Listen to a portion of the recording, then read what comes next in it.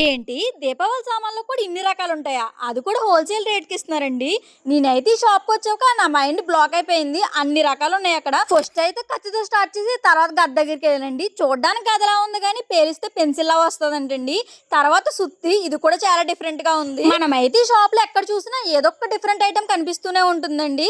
ఇంకా 1000 వాళ్ళ కాడ నుంచి 50,000 వాళ్ళ దాకా వీళ్ళ దగ్గర అవైలబుల్ ఉన్నాయండి.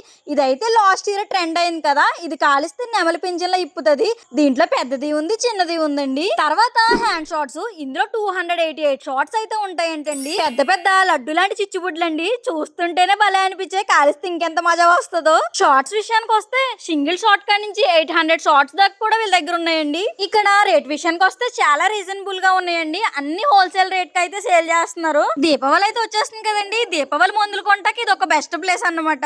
వీళ్ళ దగ్గర 2 టైప్స్ ఆఫ్ ఫ్యామిలీ ప్యాక్స్ ఉన్నాయంటండి.